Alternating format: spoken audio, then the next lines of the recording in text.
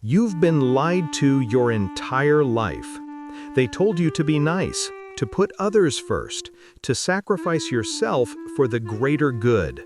And where has that gotten you?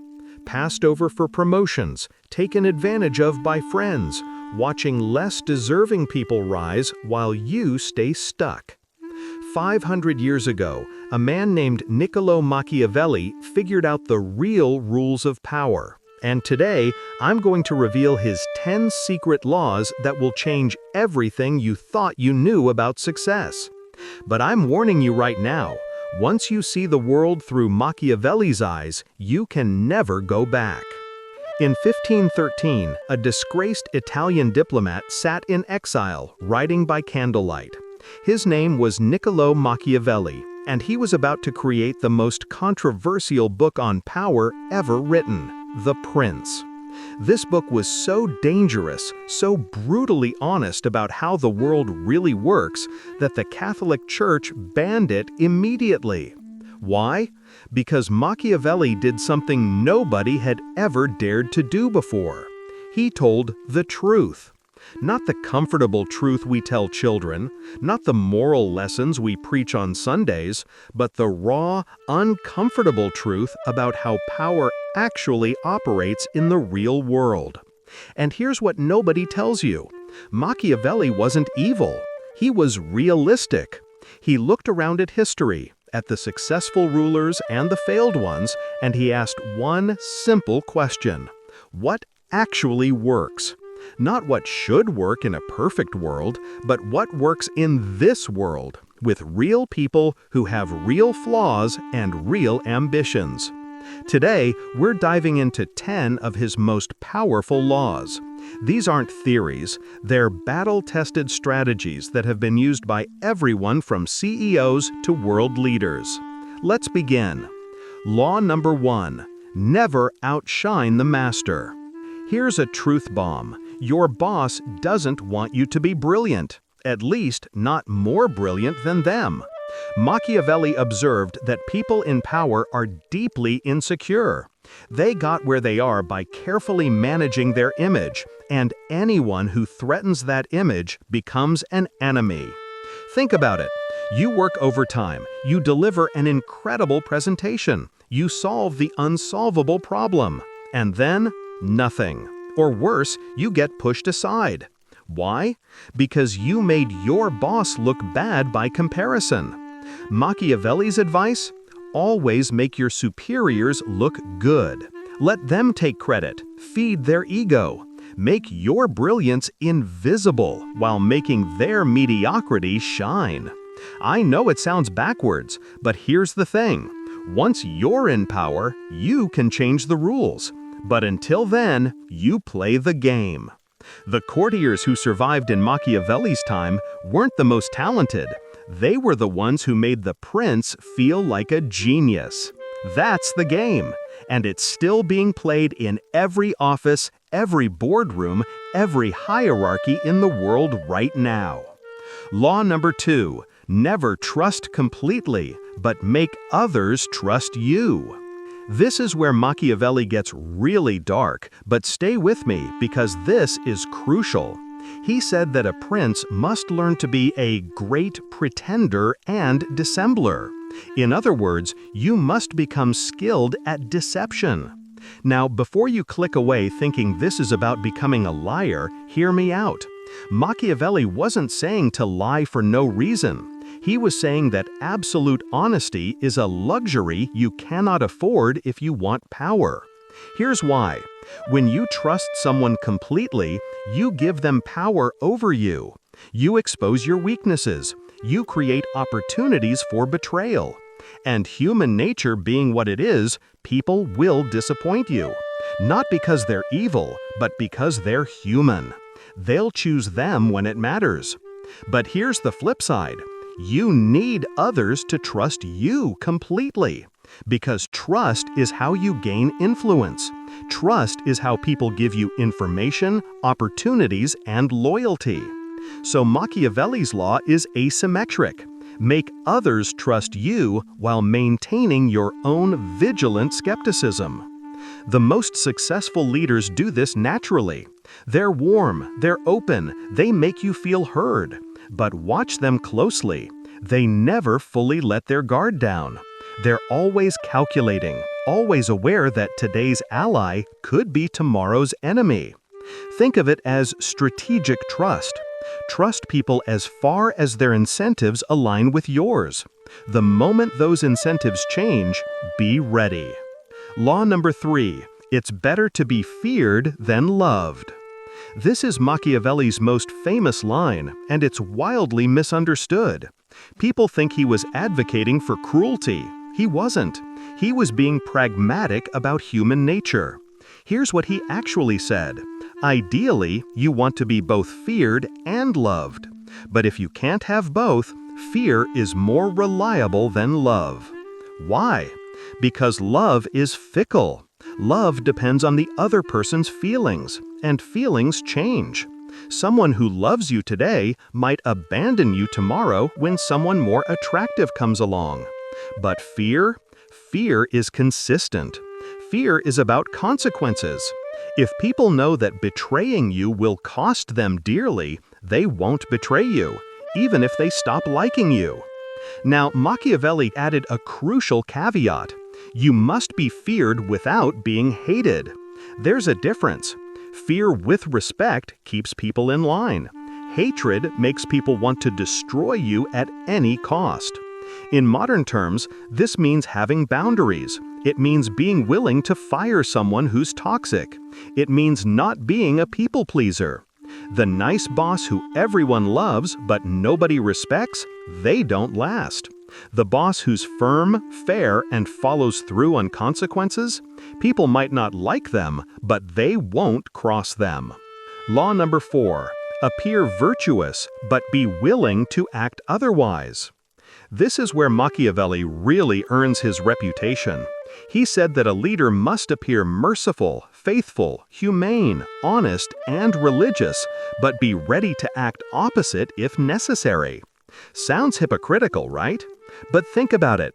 We live in a world that judges you on appearances, while outcomes determine your survival. The CEO who publicly talks about work-life balance while privately demanding 80-hour weeks. The politician who campaigns on morals while making backroom deals. The influencer who preaches authenticity while carefully staging every moment. Machiavelli's point wasn't that morality doesn't matter. It was that appearance matters more than reality when it comes to maintaining power. People judge based on what they see and hear, not on what's actually true. So you cultivate the image of virtue. You speak about values and principles. But when the moment comes, when being honest would destroy you, when being merciful would show weakness, when playing fair would mean losing everything, you do what's necessary. And you do it quietly while your public image remains spotless. This is uncomfortable to hear, but look around. This is exactly how the world works. The people preaching the loudest about morality are often the ones playing the dirtiest behind the scenes. Law number 5, never let others know your true intentions. Machiavelli observed that predictability is weakness. When people know what you're going to do, they can prepare, they can block you, they can get there first. So you keep them guessing. You send mixed signals. You hint at one direction while moving in another. You make people think they understand you while your real plans remain hidden. This applies everywhere. In negotiations, never show your bottom line. In relationships, never reveal how much you need the other person. In your career, never let your boss know you're job hunting until you have an offer in hand. The poker player who always bluffs the same way loses. The boxer with a predictable pattern gets knocked out. The business that telegraphs its strategy gets disrupted by competitors. Machiavelli himself was a master of this. His letters were famously cryptic. He would write one thing publicly and the opposite privately. He understood that information is power, and once others have information about you, you've surrendered power to them. In today's social media world, this is harder than ever. Everyone's sharing everything. But notice who really has power. It's not the people oversharing on Instagram. It's the people working quietly behind the scenes, making moves nobody sees coming. Law number 6. Crush your enemies completely. This sounds harsh, and it is. But Machiavelli's reasoning was solid.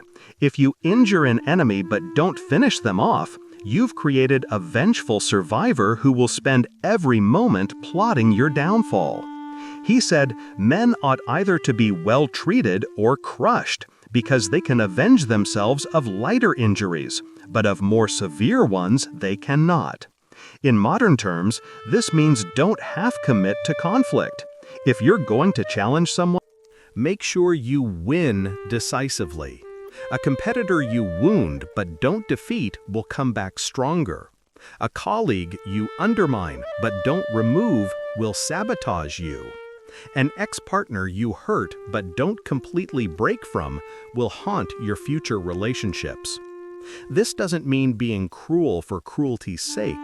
It means understanding that mercy toward an enemy is often just delayed revenge against yourself.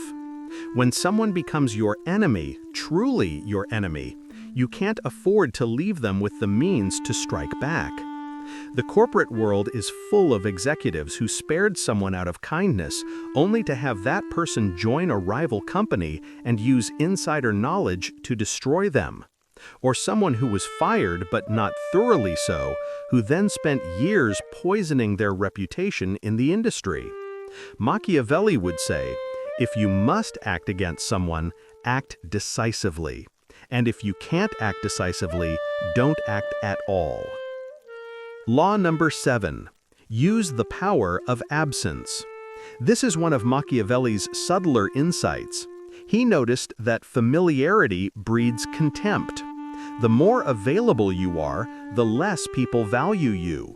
But when you withdraw, people suddenly remember your worth. Think about it. The friend who always says yes becomes boring. The boss who's always in the office becomes background noise. The brand that's everywhere loses its prestige. But absence creates hunger. It makes people wonder.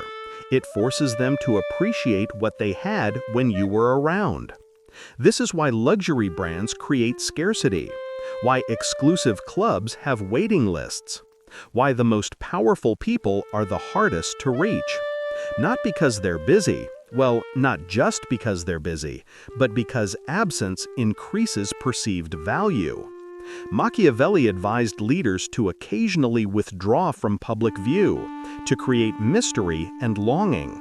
When they returned, people celebrated them. But the leader who's always present, always accessible, always saying yes to every request, they become taken for granted. In your own life, this means protecting your time, not responding instantly to every message, not being available for every request, not explaining yourself constantly. Create some space, some mystery, some scarcity around your presence and attention. Watch how quickly people's respect increases. Law number 8. Make others depend on you. Machiavelli understood that your security comes from being irreplaceable. The moment people can easily replace you, your power vanishes. So you cultivate unique skills. You become the keeper of crucial knowledge. You build relationships that only you have. You make yourself the bridge that connects important people. You position yourself at choke points where everything must flow through you. This is why the assistant who knows everyone's schedules and secrets has more real power than many executives. Why the IT person who's the only one who understands the old system can't be fired. Why the employee with unique client relationships can name their salary. But here's the dark side Machiavelli understood. Once people depend on you, you can't easily leave. Your value is also your prison. So the trick is to make yourself indispensable in ways that benefit you, not trap you. Create dependencies strategically. Make people need you for things that give you leverage, freedom, and options. Don't make yourself indispensable in ways that just create more work and less life.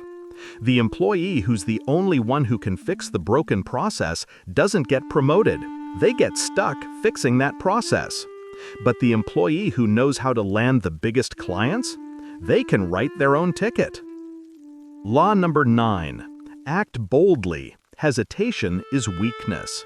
Machiavelli noticed something about successful rulers. They didn't just make good decisions, they made fast decisions with total commitment. Meanwhile, the failed rulers endlessly deliberated, second-guessed, and showed weakness through hesitation. Here's why this matters. The world respects action. Right or wrong, people follow those who move with confidence. But indecision makes everyone nervous. It creates doubt. It invites challenges. Think about meetings you've been in. The person who boldly states an opinion gets heard.